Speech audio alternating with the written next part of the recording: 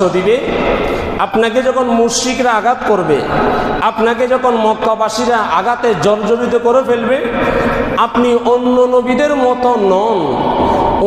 ওনাদের দুষ্ট আচরণের আঘাতের জবাব নিজেরা দিয়েছেন, কিন্তু ইয়া রাসূলুল্লাহ আপনি তাদের কথার জবাব দিবেন না।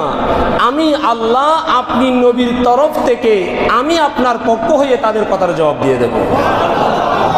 সেজন্য যখন কাফেররা নবীকে কষ্ট দিতেন, আল্লাহ রাব্বুল আলামিন আমার নবীকে আগে সান্ত্বনা দিতেন। সন্তান ব্যথা পেলে, আঘাত পেলে মা বাবা যেভাবে তাকে বুক আগলে নিয়ে আদর করে, মায়া করে, অন্তরটাকে শান্ত করার চেষ্টা করে, আমার আল্লাহ বললেন কাফেররা যখন নবীকে পাগল বলে গালি দিল, কাফেররা যখন নবীকে মজনুন বলে গালি দিল, কাফেররা যখন নবীকে জাদুকর বলে গালি দিল, কাফেররা যখন নবীকে জ্যোতিষী বলে গালি দিল, আল্লাহ বলেন ইয়া রাসূলুল্লাহ আমি আল্লাহর কুদরতি দফতর থেকে আমি আল্লাহ আপনি নবীর চরিত্রের সার্টিফিকেট দিচ্ছি, ইন্নাকা লাআলা খুলুকিন আযীম, আপনি নবী হচ্ছেন কুল কায়নাতের ভিতরে সবচেয়ে উত্তম চরিত্রের অধিকারী। যেন বলেন সুবহানাল্লাহ। আম্মা জান আয়েশা সিদ্দিকা রাদিয়াল্লাহু তাআলা আনহাকে জিজ্ঞেস করা হলো, সাহাবায়ে কেরাম আয়েশার কাছে গেলেন, বললেন আম্মা জান আয়েশা রাসূল তো দুনিয়া থেকে চলে গেলেন, আমরা আপনার কাছে জানতে চাই আমার নবীর চরিত্রটা কেমন ছিল। সুবহানাল্লাহ বলবেন না? আম্মা জান আয়েশা সিদ্দিকাকে জিজ্ঞেস করা হলো, মা আয়েশা নবীর চরিত্র কেমন ছিল? মা আয়েশা সিদ্দিকা বললেন, ও আমার নবীর সাহাবারা আপনারা কি কোরআন পড়ে দেখেন নাই? সাহাবায়ে কেরাম বললেন, হ্যাঁ আমরা তো কোরআন পড়ে দেখেছি। মা আয়েশা সিদ্দিকা প্রশ্ন করলেন, আপনারা কি নবীর হাঁটা দেখেছেন? বলে হ্যাঁ দেখেছি। আপনারা কি নবীর কথা বলা দেখেছেন? বলে হ্যাঁ দেখেছি। আপনারা কি নবীর খাওয়ার দৃশ্য দেখেছেন? বলে হ্যাঁ দেখেছি। আপনারা কি নবীর ঘুমানো দেখেছেন? বলে হ্যাঁ দেখেছি। তো আপনারা যা যা দেখেছেন এগুলো হলো প্র্যাকটিক্যাল, আর কোরআনটা হলো একটা থিওরিক্যাল গাইডলাইন। এই কোরআন পড়ে সবাই নবীকে বুঝবে না, কোরআন পড়ে আবার সবাই গুমরাও হয়ে যাবে না। তো আমার প্রসঙ্গ সেটা নয়। মা আয়েশা বলেন, আল্লাহর কোরআন কি পড়েছেন? সাহাবায়ে কেরাম জবাব দিলেন, হ্যাঁ আল্লাহর কোরআন তো পড়েছি।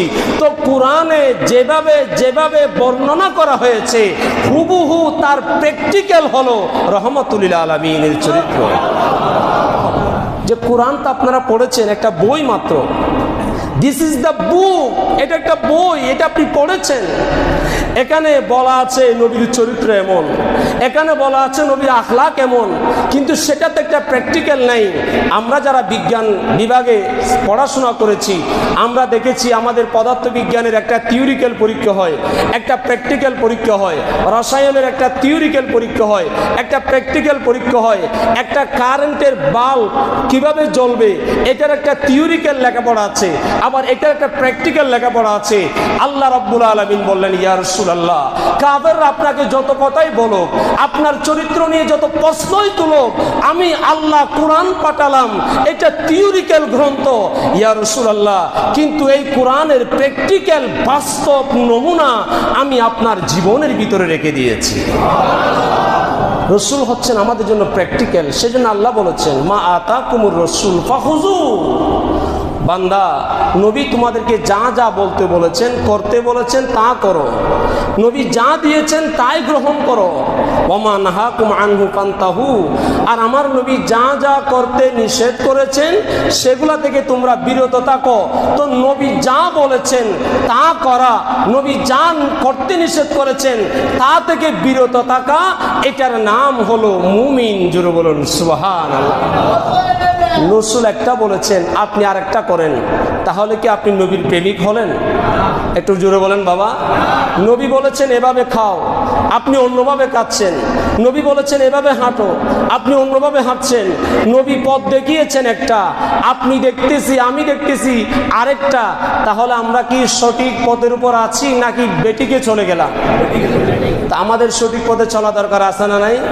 দৈনিক 5 ওয়াক্ত নামাজে প্রত্যেক রাকাতে আমরা একটা দোয়া আল্লাহর কাছে করি। সূরা ফাতিহার মধ্যে আমরা বলি, আল্লাহ ইহদিনাস সিরাতাল মুস্তাকিম, ইহদিনাস সিরাতাল মুস্তাকিম ওয়া আন্না হাযা সিরাতি মুস্তাকিমা। আল্লাহ বললেন, ইয়া রাসূলুল্লাহ, আমার নবী তিনটা রেখা টানলেন, একটা ডানে, একটা বামে, আর একটা সোজা রেখা টানলেন। সোজা রেখার উপরে নবী হাত দিয়ে বললেন, সাহাবারে আমার, এই পাশে যেটা গেল সেটাও গুমরাদের পথ, এই পাশে যেটা গেল সেটাও পথভ্রষ্টতার পথ, আর রসুল যেটার উপর দাঁড়িয়ে থাকলাম এটার নাম হলো ইহদিনাস সিরাতাল মুস্তাকিম। জোরে বলুন সুবহানাল্লাহ। আমাদের সেই ইহদিনাস সিরাতাল মুস্তাকিমের উপর থাকা দরকার আছে না নাই?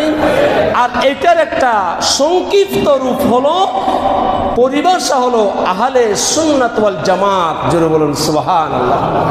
এর বাহিরে যা আছে সব কিছু বাতিল।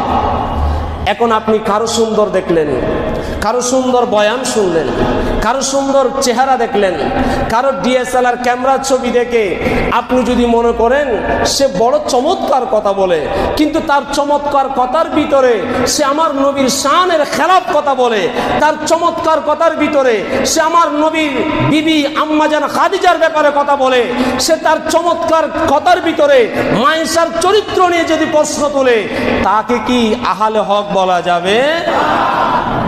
চেহারা যত সুন্দর হোক, সে যদি মায়েশা সিদ্দিকার ব্যাপারে কথা বলে, সে যদি উম্মাহাতুল মুমিনিন মা খাদিজার চরিত্র নিয়ে প্রশ্ন তোলে, সে যদি আমার নবীর জ্ঞান নিয়ে প্রশ্ন তোলে, সে যদি নবীর চরিত্র নিয়ে প্রশ্ন তোলে, সে যদি নবীর আখলাক নিয়ে প্রশ্ন তোলে, সে যদি নবীর এলম নিয়ে প্রশ্ন তোলে, বুঝতে হবে ডাল মে কুছ কালা হ্যায়। কথা বলেন ঠিক কিনা?